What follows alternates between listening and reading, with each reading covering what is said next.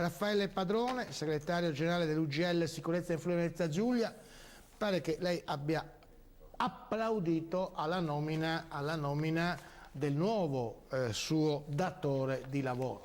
È il Ministero dell'Interno, ma c'è il questore, il capo della polizia, Pansa. Mi pare che sia soddisfatto, no? Beh sì, io credo che tutti quanti i sindacati l'abbiano dimostrato, ognuno per proprio conto nel proprio sito, e abbiamo già fatto i nostri auguri al nuovo capo della polizia. Il problema è un personaggio, un funzionario di polizia che dal 75 presta servizio nella Polizia di Stato, quindi ha sempre partecipato a dirigenza di grossi uffici, importanti uffici, quindi un personaggio che arriva dal mondo della polizia. Questa è la cosa importante.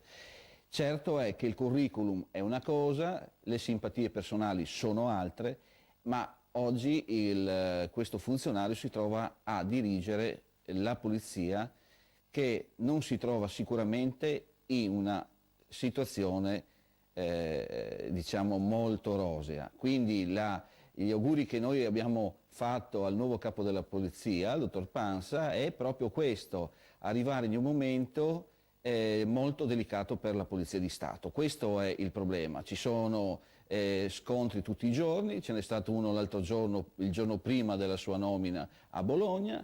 Avete visto come è andata a finire, la polizia e i carabinieri sono dovuti ritirarsi dalla piazza, e questo è stato un segno, direttore, come parlava lei prima, del nostro Stato. Io non ho visto i poliziotti che comunque uniti ridretteggiavano e si facevano dietro, però ho visto lo Stato, perché la polizia professionalmente, i carabinieri professionalmente un'altra volta in piazza, per paura di essere indagati, per paura di essere additati per i picchiatori, hanno dovuto desistere e lasciare che i dimostranti avanzassero. Io ho visto delle scene passare prima nei vostri studi di altri paesi europei, dove i manifestanti, quantomeno al momento che la polizia ha utilizzato degli idranti, scappavano, non certo per paura di bagnarsi. Questo è tutto. Bene, Quindi auguri al nuovo capo della polizia per questa situazione. Non è che guadagnerà 600 e rotti mila euro come quell'altro, spero, eh? Ma siccome prima gli stipendi erano 2, io spero che per 2 incarichi diversi, se accettano... Capito, ma 600 e rotti mila euro, mi perdoni, sono un attimino... rispetto... Beh, certo. Io dico rispetto. Tanti confronti...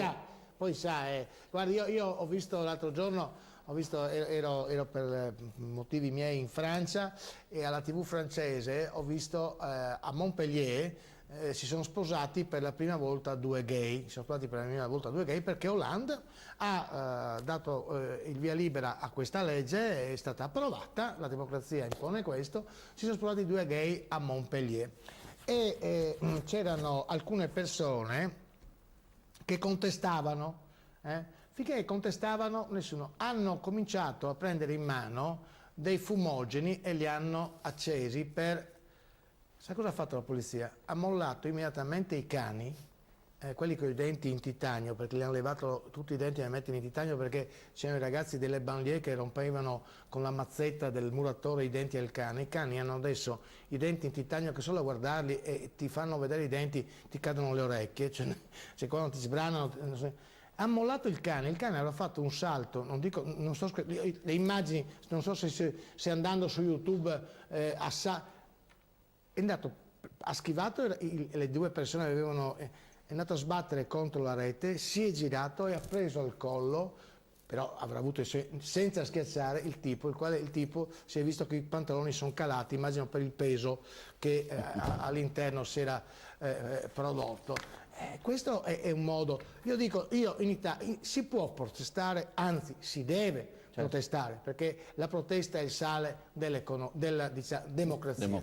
Però ci sono regole che bisogna seguire, altrimenti si dice non c'è nessuna regola, fate quello che volete e allora facciamo tutti quello che vogliamo, ma questa è anarchia. Grazie Raffaele Padrone.